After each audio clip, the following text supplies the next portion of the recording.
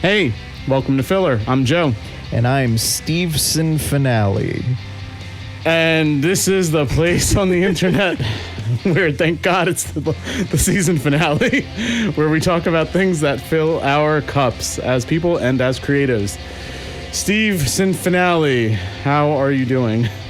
It is Jover. So we have a couple other guests here on this episode. Boo. It's binge over. I'm so happy they're introducing themselves by booing you, Steve. Yeah, no, I deserve it. And I'm so happy they're all talking at the same time, so you have to edit 5 voices at once. Haha. So who do we have on, Steve? Yeah, who wants to go first? I'm here. I'm Thomas. Hey, Thomas. What's up, guys? Thanks for having me back. It's Vince. I'm here again. Hi, Vince. Hey, Vince. And I'm Colin. I love this incredibly awkward intro. This is great. This is perfect. Yeah, that was really cool. Okay, so let's see why we've got this. Why we've got this super group going today. So we've got a lot of returning guests here. We just did a 2-part D&D with the whole band of the LVP, and right before that, we had Colin as a guest to talk about "I Have No Mouth and I Must Scream." But the reason all 5 of us are here together is to spend the Filler Season 1 season finale talking about "I Feel Too Many Things, but I Don't Have the Room," the sophomore EP by the LVP that, as of the date of this episode being posted, will be out. That's Friday, July 18th. Let's go. Yeah, baby. And we have Colin because he produced it.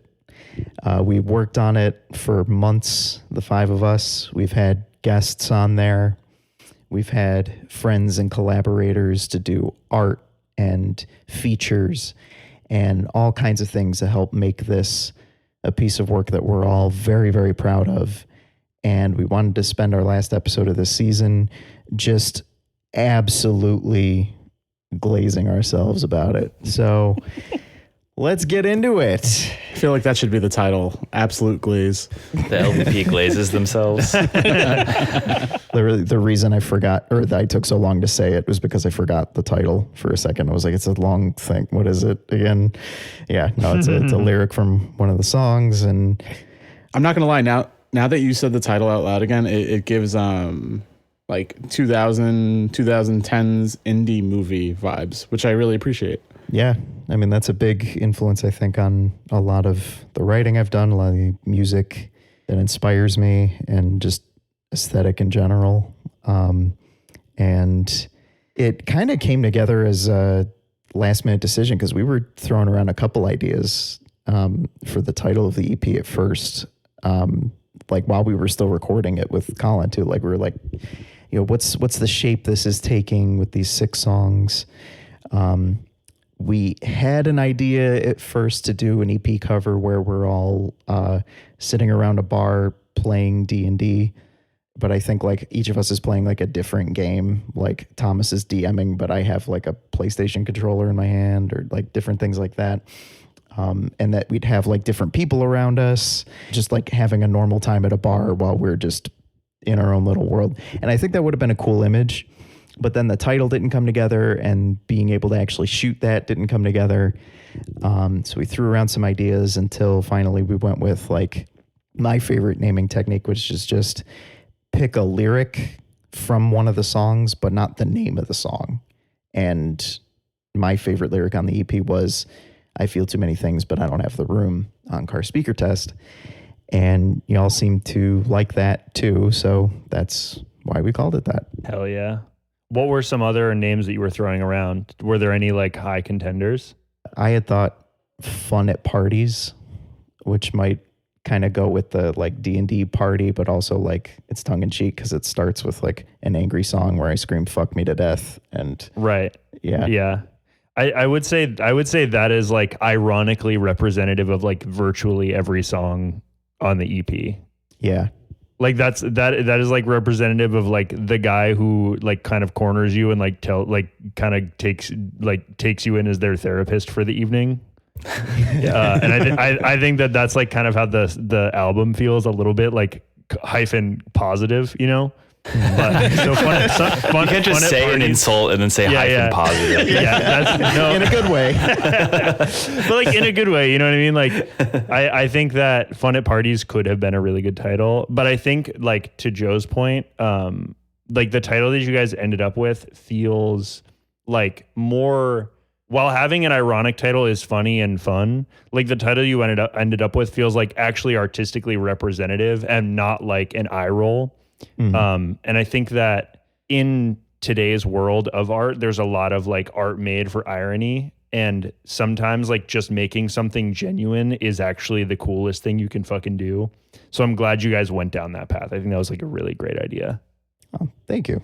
I appreciate that, especially as someone who like came in from the outside and like heard what we wanted to make and you helped us bring it to life. I'm curious what you've thought through this whole process of like taking it from the original ideas, just hearing us play the songs live or demos or whatever we've done, to like shaping it together, and how you think the whole thing works together as a finished 6-song EP.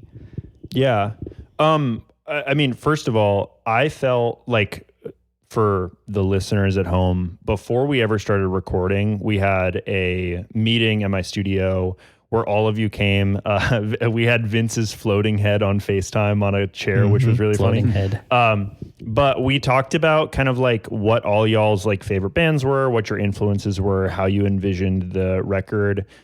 Steve, if I remember correctly, you had like a note with like kind of reference songs for each track on the album, and like kind of how you imagine them going, and I want to say you even came in with like the track order. Yeah, that sounds right. For me as a producer, having that level of information or like insight from the artist is incredibly helpful. And actually what I wanted to say in this podcast was that I found this process like frankly very easy. I feel like you guys had a really clear idea of like what you wanted, and it happens to align with a lot of the music that I like to make and that I like to listen to. And so it felt honestly like really natural as we were recording this, like what the progression was. The progression felt, it was a natural progression for each song to get them to a point that I was really happy with them, and that it seemed like you guys were really happy with them. So coming in with like, like you guys had an artistic vision from the get-go, and I feel like I understood your artistic vision very quickly. Like or rather it was communicated very easily to me. You know, it felt like I was on the same page with you guys, like almost from the jump. I think so too. I think we've really liked the other producers we've worked with in the past, Nick Starantino and Miles Blue Spruce, and have wanted with everything we've recorded to try and hit that balance. And I know Joe's brought this up a lot, hit that balance of professional sounding, but not too glossy, you know, still have some kind of DIY flavor to it. Some like indie punk sounding, rough edge, but like still presentable and like something that sounds like it's worth your time, you know, to listen to. Joe, what do you think about that? You think we hit that sound right on the EP? I do. Yeah, I was very, very happy with it. It was very, very easy to suggest Colin as our producer for this with that vision in mind, because I had listened to a lot of the work that you'd done with Big Head, that you did with Alapartis, and I was like, oh, I want us to sound like that. Like that vibe, right? Yeah, and mission accomplished, I'd say. So what's something, and we can start going around the room and asking everybody some of these questions. Colin, we'll start with you because you've worked with a lot of different artists. What's something you've done on this record that you've never done before? What's something that I did on this record that I've never done before?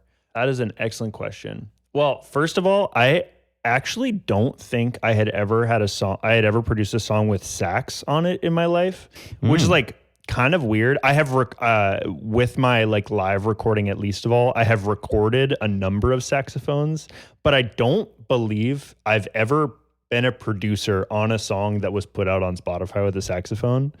So that's a really small thing, but that is something like totally new on this.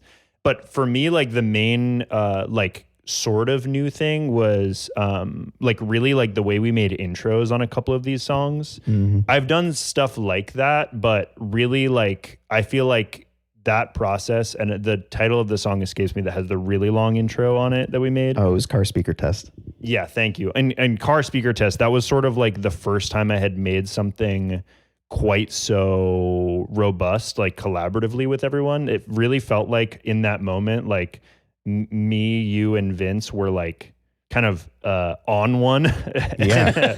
and it felt like I've actually used that technique, or like sort of like chased after that feeling on a couple other songs afterwards. Oh, cool. Yeah. Yeah, Vince, how did that feel, having Colin just kind of like twisting the knobs on your delay pedal, avalanche run, whatever it was he was using, and turning that out? It wasn't the first time a producer would like do something with the delay to get like an effect. So I welcome it, because Hell yeah. you know, I only have two hands, and Wait. Pause. When you said you welcome it, I was like, yeah, Vince, yeah. Touch Vince's knobs, everybody. Hey, yo. yo. Vince consents. Yeah. You can touch my knobs any day. No, but seriously, I'm open to having those experimental kind of musical things happen. So if someone feels like there's like a cool effect or a cool sound that can come out of doing something with the delay pedal, I'm like, yeah, go for it. You know, like I'm not like, I literally don't have any like real settings on my pedal board. I mean, I probably should, but like for a lot of it, I'm like, no, if it sounds good, it sounds good. And I'll try to get it as close to it as possible. But if someone has like an idea for like, oh, you know, let's do something with this delay, or let's do something with like the chorus or whatever, you know, I'm like, let's do it. You know, worst thing that can happen is it doesn't sound good. And so, yeah, when we were working on Car Speaker Test, I felt like that was used real well, like in terms of that like in spacey intro. And then I think more surprise or more something that I've noticed is how it weaves into the song. And like I didn't think that was something we were gonna do, but it really kind of just like goes from crazy to like refined really, really smoothly. And yeah, that's something I've never really heard or done before. So it's good that like it came together on this song, on this one. And I like that it was just the three of us in the room doing that, because then when, you know, Joe and Thomas hadn't heard it yet, and we were so excited to show it to them, Joe just sent us a video of him like live reacting to the intro, and that gave me the idea to send the intro to a bunch of people and then make a whole reel out of that. And that was a lot of fun, because then we were able to like reach out to friends and like kind of gauge some interest and be like, I don't know, just be excited about sending something and pull that full like, you're not ready thing. You know? Right, yeah. Thomas, what's something you've never done before this record? Sort of like track drums. That was my first time playing the drums. Yeah, learning how to hit those like cylinder things that was pretty cool. Yeah, I had recorded drums with my other band, Union Fool, like a couple weeks before on some music that is yet unreleased. And we just kind of did that real fast. I mean, we did this at Sword and Dagger really fast, but yeah, it was really fun to just kind of like, it was a super different process from the other time that I recorded drums, because we like just did a bunch of takes and stuff. And then we walked in and you had the kit set up and everything, and we just like did a take, and you're like, all right, that was great. Let's go to the next song. And I'm like, oh, okay, yeah. And then we just kind of knocked them all out super fast. And I was like, well, I don't need to be here anymore. Yeah, we got all of your takes done in one session, like the first session. And Joe, did we get all the bass done, or like half of it in one day? I was going to ask Colin, because that was going to be part of my answer. Oh, that's a really good question. The bass was like equally very fast. I feel like it was all one day. I feel like we did all of the Joe's whole stuff. rhythm section was done in one day. Yeah. I think that's true. Right. If you'll allow me to get on my soapbox for a minute, you guys are an excellent example of a band who prepares. And it would be really cool if other bands went into the studio being prepared to like record. Mm-hmm. You But heard that? the really like the reason, like to Thomas's and Joe's points, the reason we were able to do all those things in like 2 takes, was like you guys know the parts and you played the parts really well, like from the jump, Mm-hmm. So rather than each take being like, oh man, I forgot that the verse comes after the second chorus, it was more so like, oh, this part is cool. How do we like adjust this one bar going into the bridge just to make it like that 1% better? Mm-hmm. And we got to hone in more so on like making the part good rather than just making it the part, Yeah. Yeah. Yeah, I feel like that's a benefit of us pretty religiously practicing like once a week. Mm-hmm. Like even if we have other stuff going on, we're like trying to get a show together or something and it falls through. It's like, well, we're still going to practice. And you just kind of like sort of subconsciously you're putting the hours in and then suddenly you just like have all this muscle memory that's really easy to draw on. Mm-hmm. You guys absolutely crushed it on that front. Thank you. So we've kind of touched on like what was the easiest part of recording. What was the hardest part for everybody? I'm going to say commuting. That's the hardest part of Vince being in this band at all. Yeah. Yeah. I mean, comparatively speaking, like just getting there. I mean, it wasn't actually too bad, but it's still a trek. But yeah, come back to me. I'll have my real answer in a sec. But yeah, I feel like the hardest part for me was in the section in napping where there's all the cymbal chokes. Oh yeah, and everything. And then Colin made me improvise all this random shit, which I'm like, I was like, I don't know what you want me to do, sir. So I just like put all this bullshit down and then he chopped it all up and made it sound cool. Yeah, but then it was sick. I imagine that's what working with David Lynch was like. And just like he just does some weird shit with you and you just got to be like, I trust him. It's going to work out. Yeah. Colin's the David Lynch of music production. My head is going to swell too big. You got to take that back right away. I'm going to say something second it. mean like right now. No. Hyphen negative.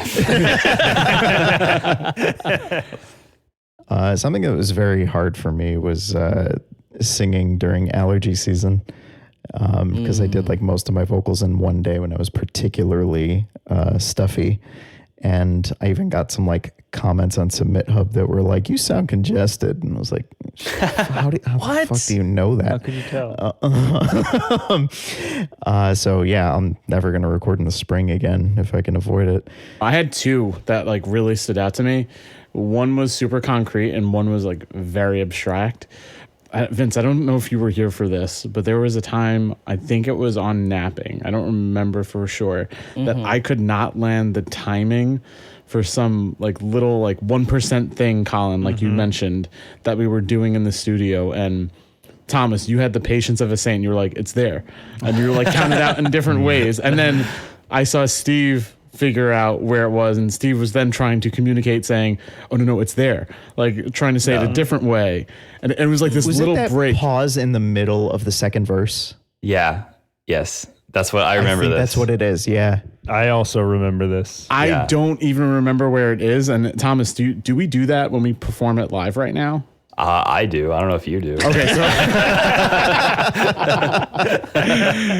so I think it's actually become muscle memory now because I was reflecting on it and I was like, I don't even know what part of which song it was, but like I remember really struggling for a while and then I just hit it. Yeah, that's one of those things that I just like know the like feeling of that thing, and I was like, what actual like beat is it on? You know, and it's like hard to articulate. Like, just feel it like I do, man. What do you mean? That was like the really, really concrete one. The other thing that I struggled with, and this was a good struggle because it pushed me, was figuring out harmonies.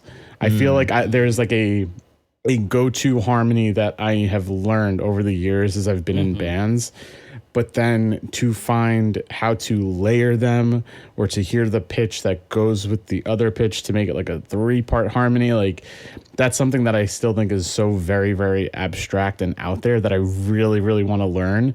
But being in the studio this time, I was like, damn, like you only know so much, or like you think you know more and learn more, and then you hit another plateau and you're like, oh wow, there's that much more ahead of me that I have to get in a good way. To compliment you and Colin both regarding that, when our former drummer Kyle left, he was a really good singer, and he did a lot of harmonies, and he did a lot of harmonies on our last record. So there were some big shoes to fill to keep that element of our sound. And Joe, you really stepped up and like pushed it to like think outside the box with the harmonies you were doing and to get better at doing them.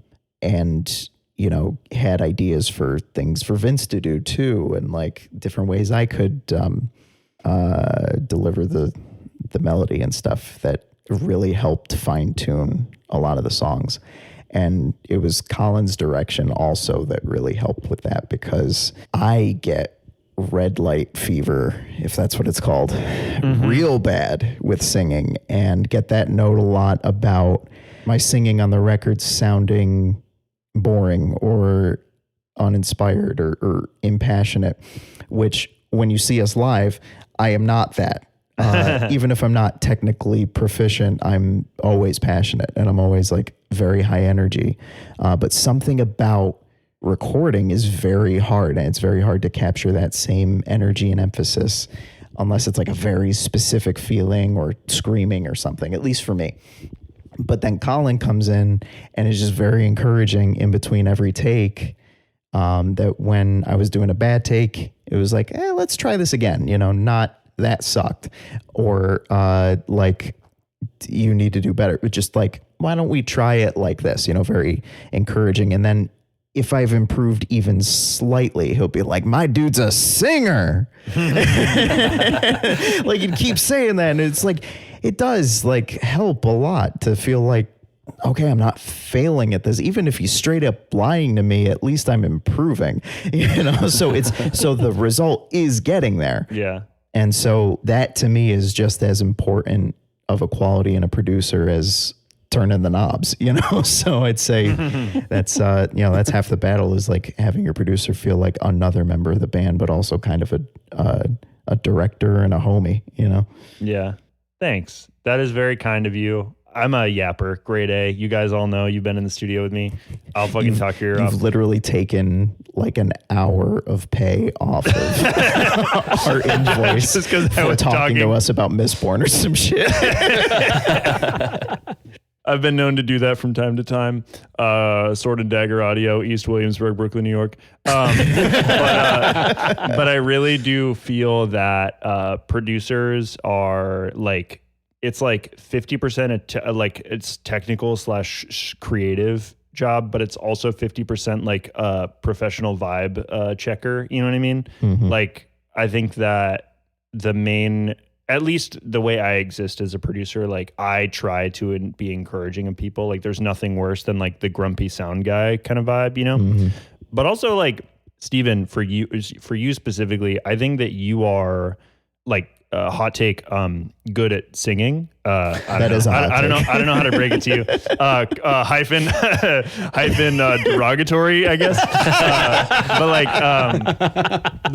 But like, no, you're a good singer, and in encouraging you and every other member of the band, like I know how good you all each can individually be. And so I'm happy to be your fucking cheerleader, because I know you're good, you know? Like, it's sort of like, the way I see it is like, I will always see the worst things. Like I will always see Joe missing the fucking cue on the part that like other people had figured out. Like I will always see like, yeah, I will. I was going to say, Colin definitely told me I sucked at one point. Like, I don't know about you guys. Hey, yeah. I want to say all the nice stuff applies to everyone but Joe. But I'll see like Thomas, you know, like not really knowing like what the fuck my directions mean. But I know that I also see the times when like, you know, you guys play us, you like Vince plays a fucking solo that's like genuinely so musical and sick and novel in a way that I haven't heard. Like you know, Steven, I've heard you sing passages that are like so powerful. Like Joe, I've heard bass parts on the record that are like so interesting and unique and really like bring the part to life. And Thomas, like your fucking drums sound incredible. And like, again, you played like 2 takes on every song. Yeah. Like I'm happy to be your cheerleader because I know that you have all those things inside of you. The hardest thing, I think, for me producing this record and any record is helping people move past those sort of like insecurities, you know, like helping people see the vision of them that I see in the studio is like it and that's, you know, beyond recording. Like I think all of us have friends that we can imagine don't see themselves in quite the bright light that we see them in. And like for you guys, like I hope you recognize how fucking great you all each as individuals are at your individual instruments, but also collectively, like how good the LVP is as a band. Oh, stop it. Jesus, That's really nice, man. Say something mean right now. Comma derogatory. I think Colin just healed my father wound. Can we move on to the next question? Yeah, let's just end it there. Nice. My father moved. LP title. Hey, yo. Okay. Total sidebar. You brought up vibes, and I think part of what really helps with people connecting while making music is sharing a meal. And we ate a lot while making this. We did. What's one of the favorite things you've eaten while making this EP? I will never forget the first day I met Colin. We went and we were doing drums, and in the middle of it, we went to that bagel spot. And for some reason, I got a chicken salad sandwich. And this man that I just met looked me in the eyes and said, "Your body is a machine that turns chicken salad into drum beats."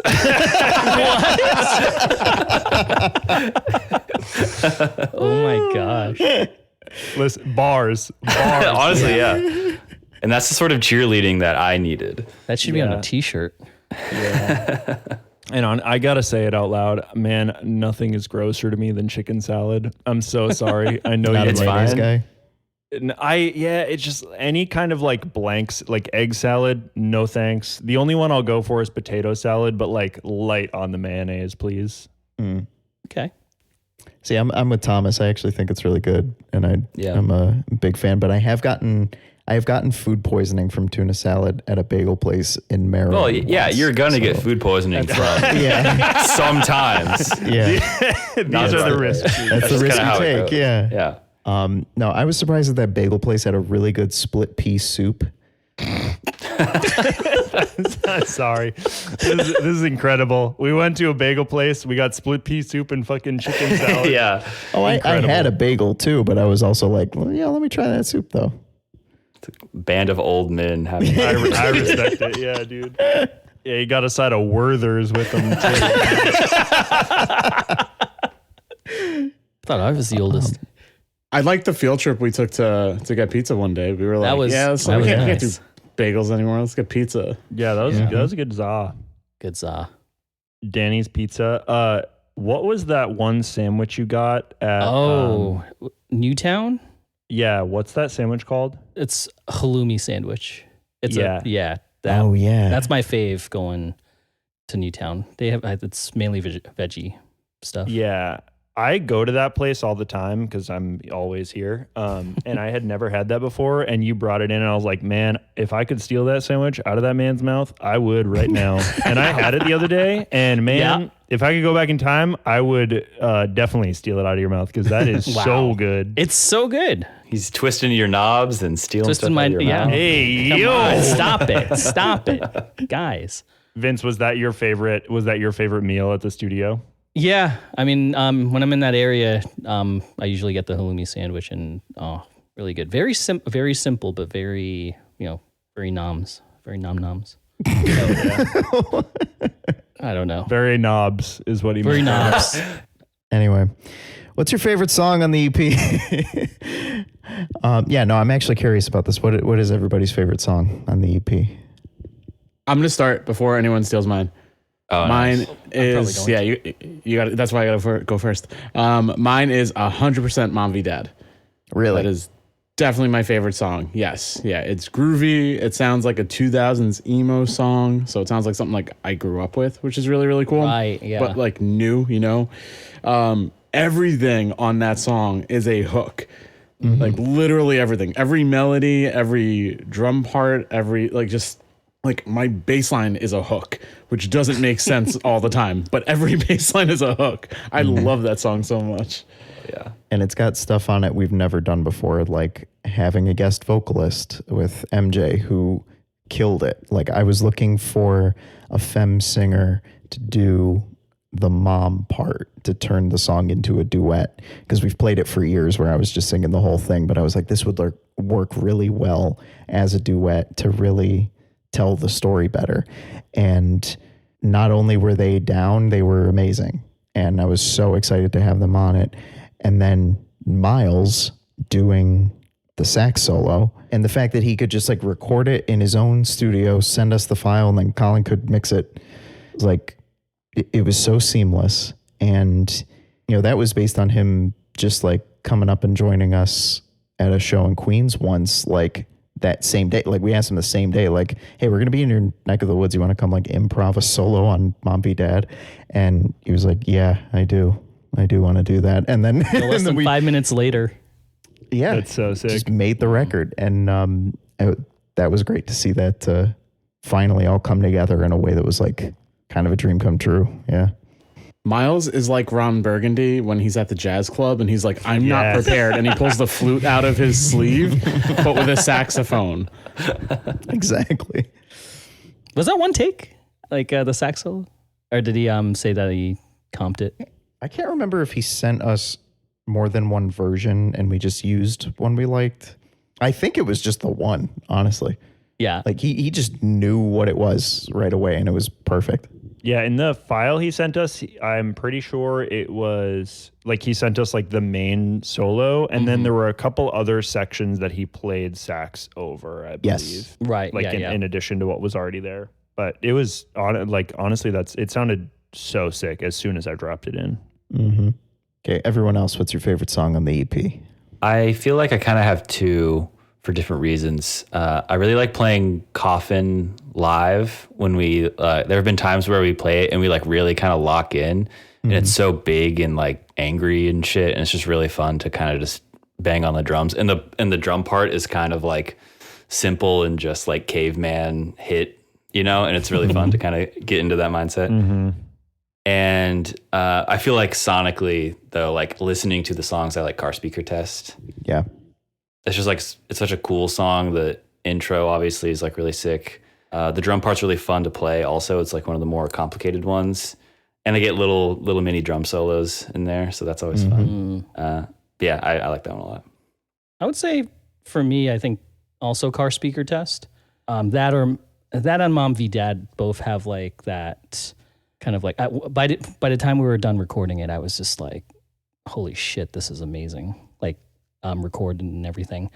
But I do have a special place for Napping since it's technically like the first LVP song that we performed together, like, you know, like live. And so there was like that feeling of like, oh, here's the final product, you know, because we've played that since like the beginning and seeing the evolution of it, even though we technically didn't really change it that much, I think, right?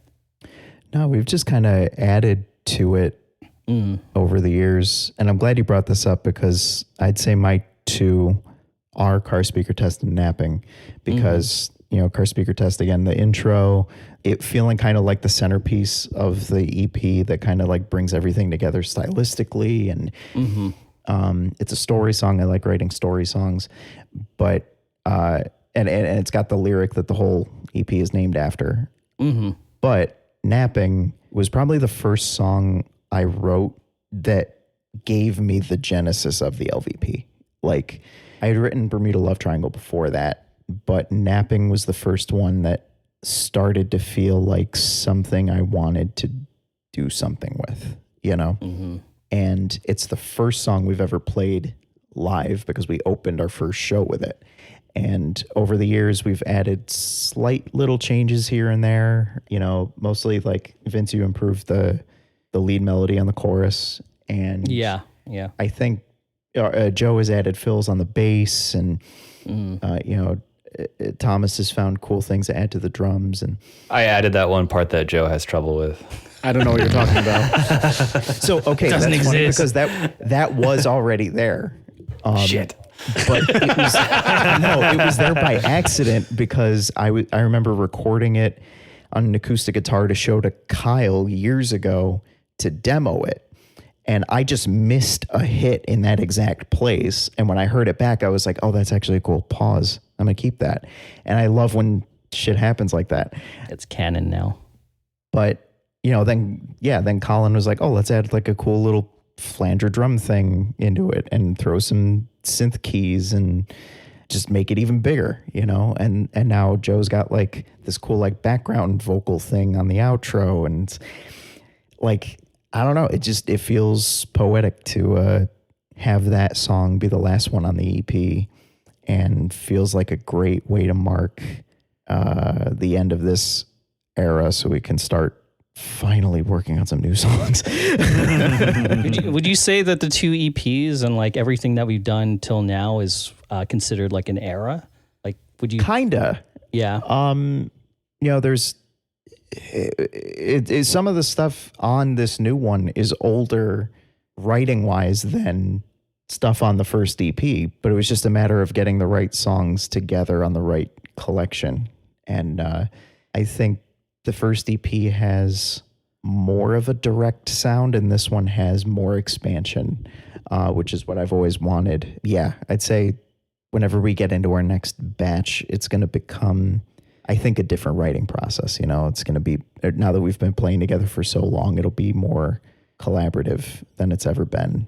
Because it already has been, but there's going to be less of this staggered, like, oh, here's an old song I had that now you guys will make better. It'll be more like, since we've been playing together for so long, when I like write something, I'll be thinking more about us playing it, you know, and then we'll all know how to fill each other's blanks in, you know. Right. But Colin, as the outsider, what was As your the favorite freak. song? I'm gonna steal your answer here. Probably Car Speaker Test and Napping were my favorites. Mostly because they were Car Speaker Test because the mix came together like really easily.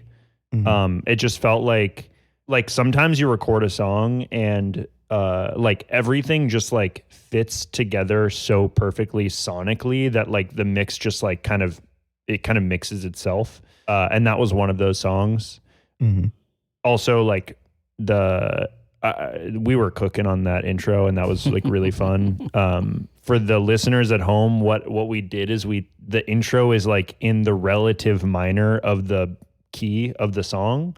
And that felt really cool to go from like a minor sound in the intro, then it's sort of like a bait and switch with the listener where it becomes major. And then Napping, doing like chopping up all the like stuff that Thomas played was really fun.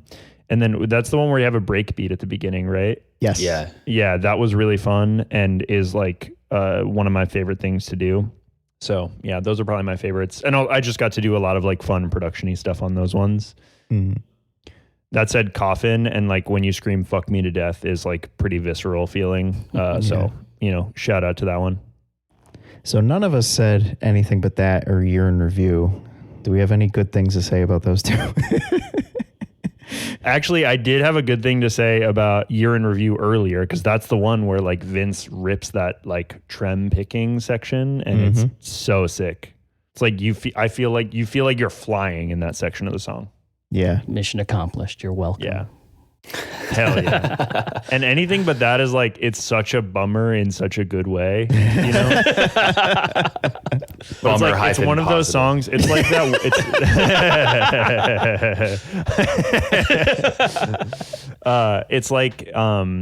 It's like that one Phoebe Bridgers song, I'm singing at a funeral tomorrow. You know that song? Oh, Funeral. Yeah. It's like, yeah, thank you. It's like one of those songs where like I can listen to this like twice a year otherwise it becomes like too much of a bummer and I get like sucked into the hole of listening to the song and being sad, you know? Yeah. What I actually really liked about anything but that is that it is kind of the most straightforward pop song. True. Yeah. Like it's just like a pop rock song, and it does the Motion City soundtrack thing that I really, really love, where it's happy music plus really sad lyrics. Yeah. And it's the perfect marriage of that, I think. Yeah. Really glad we didn't abort that song. You took my joke from yesterday at practice. Damn. You were cooking on that joke. If you want to know why he said that, go listen to the song and you can see And then come back to Yeah. the podcast. and be like, oh, I get it. I was gonna like comment on car speaker test of how Colin said it was easy to like, you know, mix and like come together or whatever, because I feel like that was like the song that was giving me the most anxiety. So to hear it like not even in its final version, like in the rough mix, like I felt like, oh my gosh, it's coming together. It's like actually weaving through. Because when we practice, it's kind of, I mean, yeah, I could hear your parts, but I don't see the nuances of like how it weaves itself. And when you finally hear it on like two different tracks and everything, and you're like, holy shit, like that's like it works, you know? It's a tricky song too, because It is, yeah. like especially our guitar parts, we're doing like different things that kind of have to play around each other, all while like Thomas is doing like a pretty complicated but soft sounding drum beat, and there's just a lot of dynamics there. Right. And then I remember in that promo video that we did, Zach of Strange Neighbors commented how we sound like jangly math rock. Yeah. And I was like, oh, we do. This is our this is our jangly math rock song. Yeah, we're finally living up to the remedial math rock joke. We're now math rock, you know. We're now yeah. But that really stuck with me because it's like I've never really heard something like this before, so it's kind of fun to like be like, oh, okay, this is cool. That's coming together, and people are enjoying it. You know. Yeah, it's funny you say that because it reminds me of one of these comments that I've seen. So I only have one more question for everybody, but first I wanted to get to something fun. So I had an idea for a little Reels series called Scorn Hub, where That sounds so evil. Oh no. where I take my favorite mean comments that we've gotten on Submit Hub about our songs. And then you get like one of us to like read them out loud or something. Like I was just gonna like sit with a mic and just like read them off and like either tell them to go to hell or cry, whichever. So Submit Hub, for those who don't know, is a service where musicians can use to submit their songs to blogs and publications and playlist curators, anybody that you would want to hear your music, to make more people hear your music. And they have a feature called Hot or Not that's basically like swiping through Tinder, but for songs. And you give comments on it. And the more comments you give, the more credits you get to then spend on your own submissions. Long story short, there's a lot of anonymous comments on there. And people say whatever they feel, sometimes as short as possible, like I do, because I just want the credits. And sometimes people take it very, very seriously. So I thought it would be funny to highlight some of the comments we've gotten on the two singles from this EP. So starting with Mom v Dad, Dawn of Justice. This commenter said, "This is not hard rock, alternative rock. Let's label properly or learn what music you're playing. The vocal harmonies sound not in the right pitches. The motif played by the rhythm guitars panned right and left sounds odd. It's a lead melody instrument." Cool, man. Yeah. It's not hard rock. Yeah, it's not hard rock. But the best part, this is some dude from San Pedro whose literal only selected genre to hear songs from was hard rock. Did you list it as hard rock? So I listed it as a bunch of different genres. So it would show up for the people who were choosing those genres to listen to. Right. And this guy was like, this isn't hard rock. It's like, is it not? Cool, man. It sounds like they're the expert on hard rock. Yeah. Yeah. I wish they gave us an example of good hard rock. Yeah. I really want to learn about hard rock now. Yeah, I want to listen to your Nickelback discourse. Like, is it ZZ Top? Yeah, is it AC/DC? Like what? Yeah, I love Thunderstruck by AC/DC and only Thunderstruck. I'm mad because Mom v Dad doesn't sound like Thunderstruck. Angus Young is clearly not featured on this song. But Thunderstruck doesn't have a sax solo, so Yeah, so true. yeah, come on. Not actually hard rock. yeah. And then someone from Estonia said, very cool drums. The rest is average. I agree. Thank you, Estonia.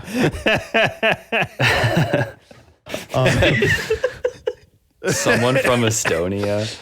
And then someone from Poland said, what I like, great instrumentals, mixes clean, great idea development and melodies.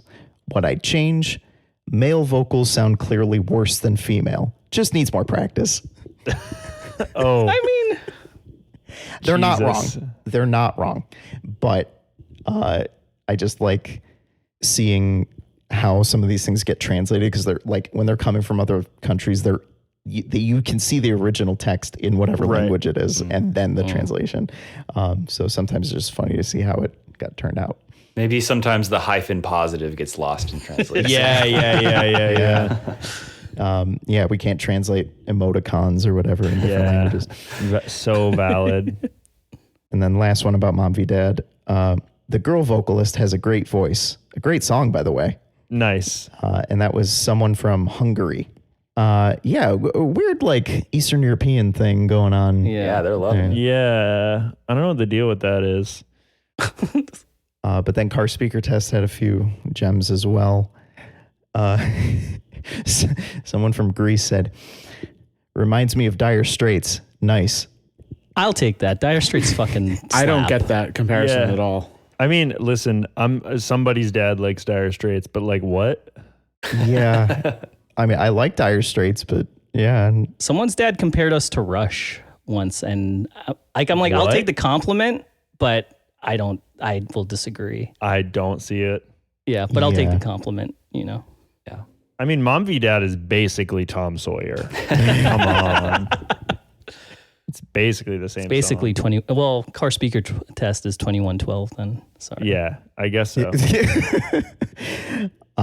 Now this other one on Car Speaker Test, this is the most probably constructive, I'd say, that I've seen. I dig the buildup of the intro, although it might be a hair too long. A lot of people said that, but a lot of people were not as nice about it. The drum intro after the guitar intro is great. The production is somewhere between very professional sounding and a bit DIY sounding, but the DIY aspect fits the indie/alt rock genre pretty well. The vocals are maybe not quite on the same level of interesting as the instrumentation. Keep at it. I like the keep at it and the just needs Yeah. practice. It's like, Yeah. That's basically hyphen positive. yeah, right? Yeah, thank you, person from Atlanta. I'm surprised that Atlantan was commenting on like the indie rockness of it and still had an issue with the length of the intro. Like, have they ever heard of Indie Rock Gold, I Will Possess Your Heart? That has like a 3-minute intro. Right. Which was one of our Yeah. inspirations for the song. Yeah. Yeah. Right.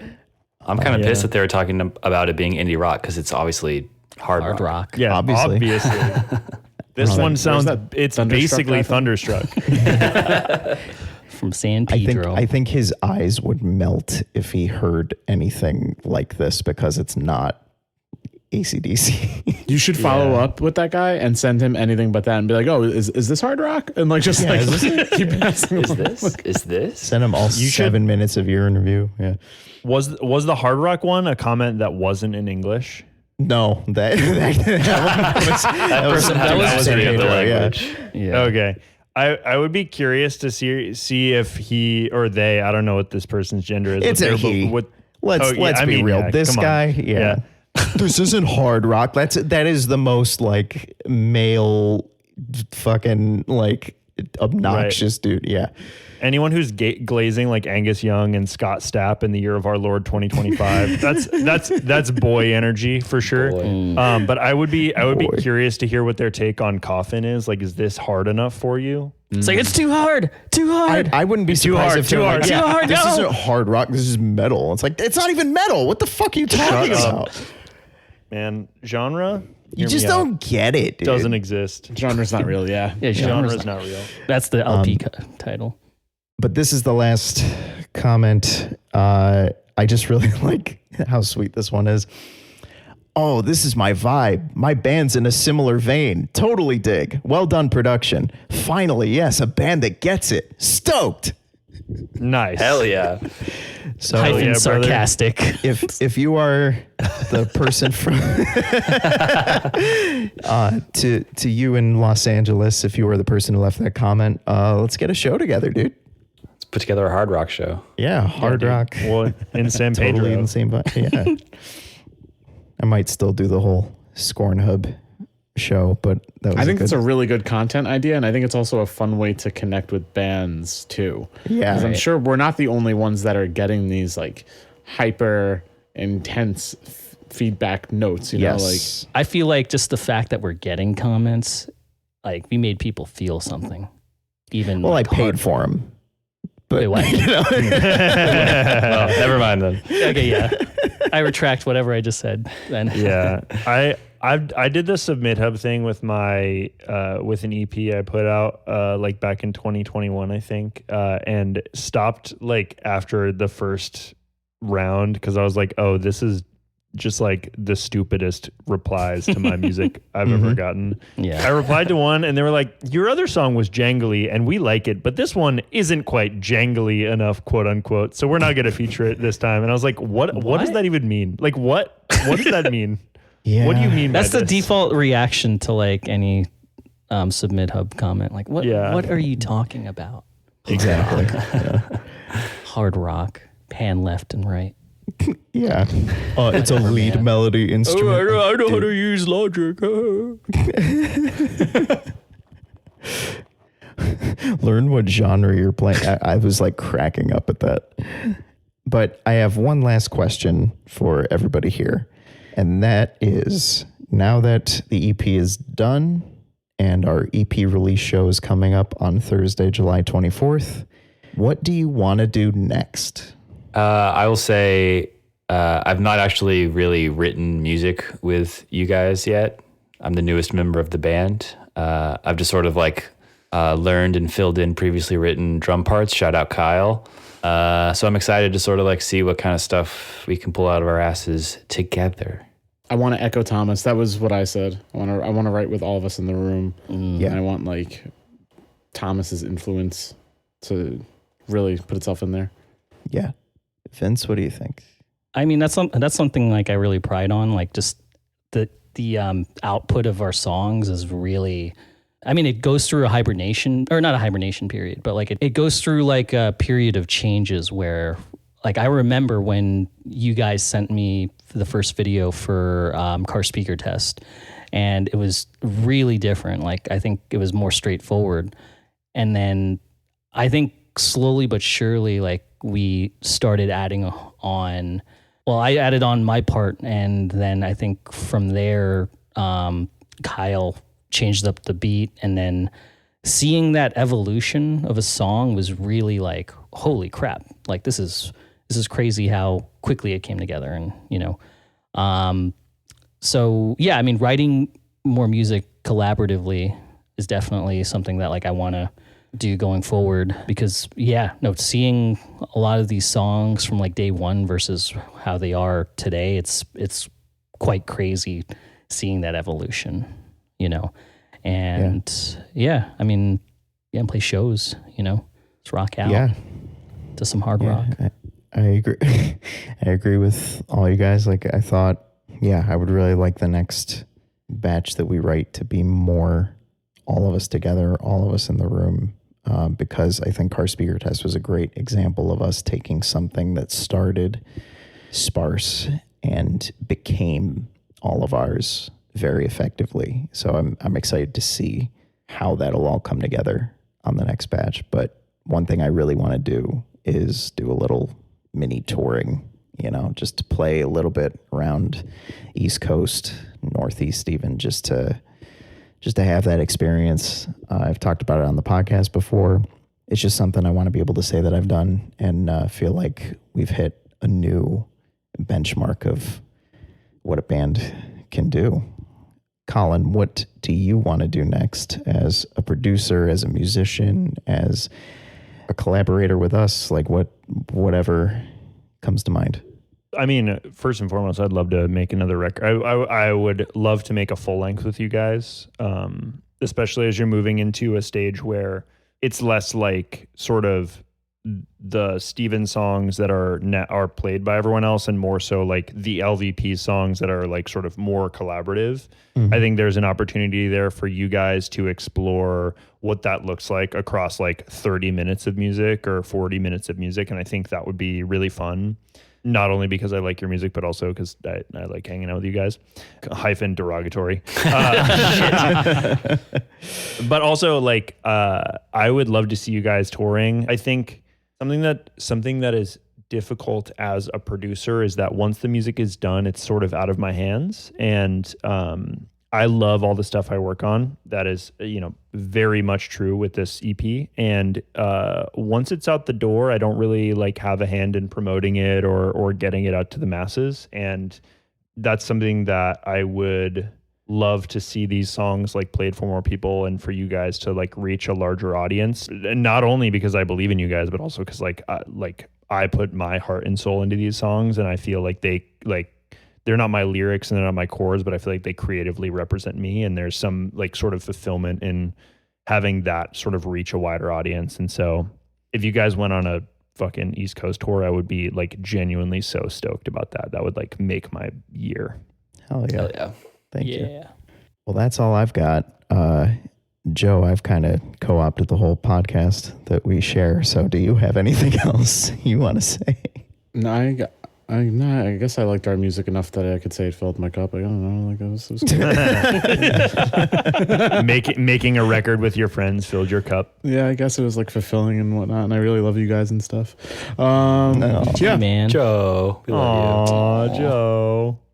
Colin, Vincent, Thomas, thank Hello. you for coming on again. Thank Appreciate you. it. Thank you for coming on multiple times throughout the season. It was great. We should Been do a it again pleasure. sometime. Hell yeah. Steven, thank you for doing this with me. It has been a pleasure. I am looking forward to season 2. I was going to say Steven 2 because you said Steven.